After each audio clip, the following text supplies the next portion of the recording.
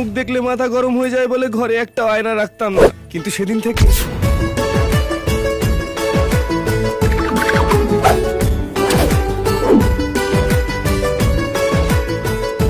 তারপর থেকে শুরু হলো আমার রূপচর্চা।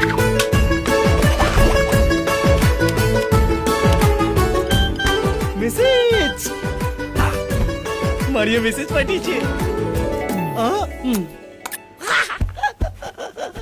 সর্বনাশে সেই শুরু, সারা রাত ধরে চ্যাটিং, সারা দিন ধরে shopping.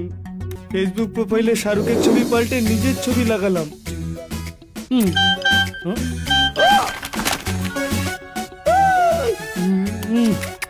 I love you too. গিজি টং, আমাদের ফ্রিজটা খারাপ হয়ে গেছে, তাই মামুর মেজাজ গরম।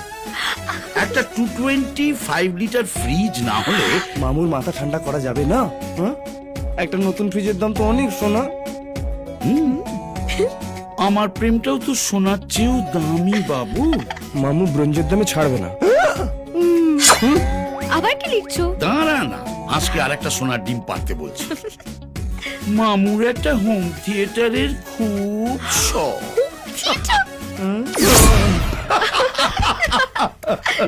খালি মামুর আবদার আসছে। তোমার কিছু চাই না? একটা nail polish, only nail polish. New market থেকে মারিয়ার বলে দেওয়া ব্র্যান্ডের নেল পলিশ কিনে একটা সুন্দর প্যাকে করে সাজিয়ে 1 ঘন্টা আগে আমি কফি শপে পৌঁছে গেলাম।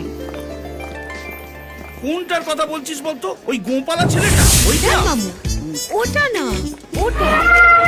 ওটা গিজি টং, এ তো মনে হচ্ছে সোফার মধ্যে কি একটা তুলোর বস্তা রেখে গেছে। মামু, তোমার কাছে ওটা তুলোর বস্তা হতে পারে, কিন্তু আমার কাছে ওটা 1 বস্তা প্রেম। এক্সকিউজ মি, তুমি ব্যাচেলর না?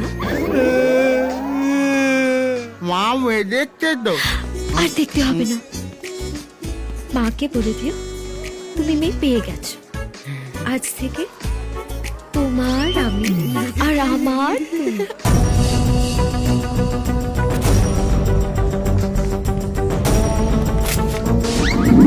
রিকভারি এজেন্টের কাজ করে যে 2 পয়সা কামিয়েছিলাম, মামা আর ভাগ্নি মিলে এমন শুষেছে, আমি আর লাইফে রিকভারি করতে পারবো কিনা জানি না।